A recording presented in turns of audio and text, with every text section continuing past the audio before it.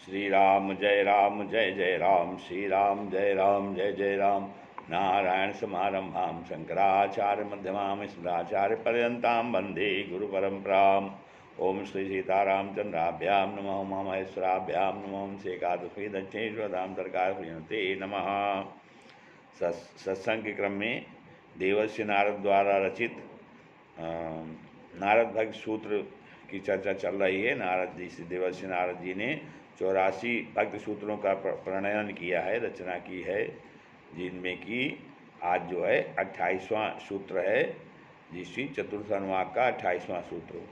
तस्या ज्ञानमेव साधनमित्येके, कहते हैं तस्या ज्ञानम एव साधनमित्येके। तस्या माने उसका, साधनम साधन, ज्ञानमेव ज्ञान ही है, ऐसा एक एक कोई कहते हैं। ऐसा कोई कहते हैं कि उस भक्ति का साधन जो है ज्ञान ही है, अर्थात कहते हैं किन्हीं के मन में ज्ञान ही भक्ति का साधन है, परंतु ऐसा मानना ठीक नहीं है, क्योंकि गृद्ध गजेंद्र आदि को कौन ज्ञान सीखने आया था, कौन ज्ञान सिखाने आया था? गृद्ध को, गजेंद्र को कौन ज्ञान सिखाने आया था? उन्होंने केवल भक्त के साथ भगवान को पुकारा ही था, इसी से भगवान का साक्षात दर्शन पा गए। भगवान ने कहा भी है, केवलेन ही भावेन गोप्यो गावः खगा मृगाः यो अन्यम मूढ़ धियो नागा सिद्धा मामी युरंजसा। हाँ, फिर आगे कहते हैं अन्योन्याश्रयत्व मित्यन्ये, कहते अन्योन्याश्रयत्व परस्पर आश्रयपना है इति, ऐसा अन्य दूसरे कहते हैं, ऐसा दूसरे कहते हैं। अब इसमें दूसरे लोग क्या कहते हैं कि दूसरे कोई कहते हैं कि ज्ञान भक्त के आश्रय और भक्त ज्ञान के आश्रय, अन्योन्याश्रयत्व परस्पर आश्रयपना है, ऐसा सब दूसरे लोग कहते हैं।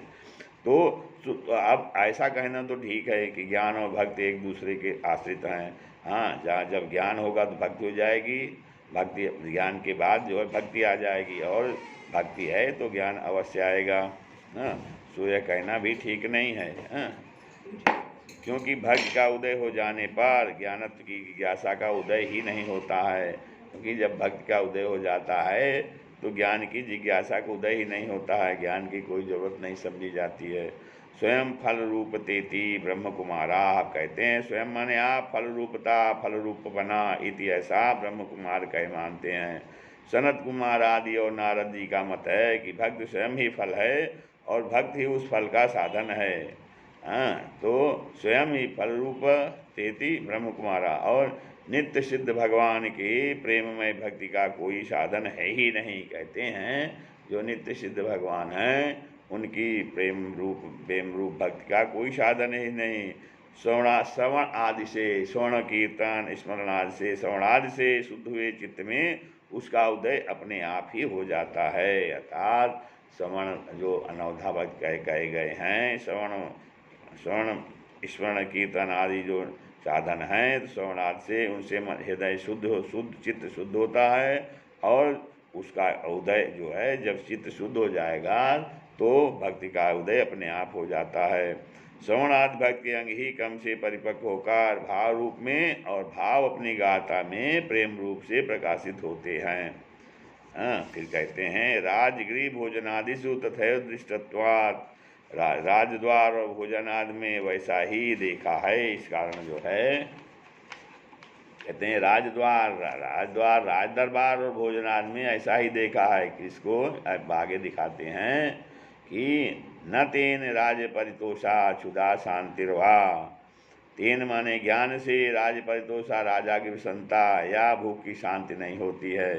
कहते हैं भक्ति ज्ञान का फल रूप नहीं है। इस बात को दृष्टांत देकर सिद्ध करते हैं कि मान लो तुमने जान लिया कि राजा धनवान, सौम्य, दयालु, धर्मात्मा और प्रजा को प्रसन्न करने वाला है, ये तुम आपने ज्ञान से जान लिया, तो क्या तुम्हारे इतना जान लेने मात्र से राजा संतुष्ट हो जाएगा?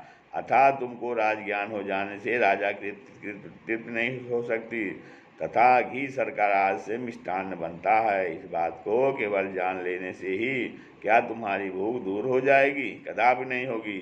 ऐसे ही केवल भगवान के स्वरूप को जान लेने मात्र से जीव का कर्तव्य सिद्ध नहीं होता। इसी से आगे कहते हैं कि तस्मात् सयोग्राह्या मुमुक्षुभिः, तस्मात् माने उससे मुमुक्षुओं द्वारा वही ग्राह्य ग्रहण करने योग्य है, अर्थात भक्ति ग्रहण करने योग्य है।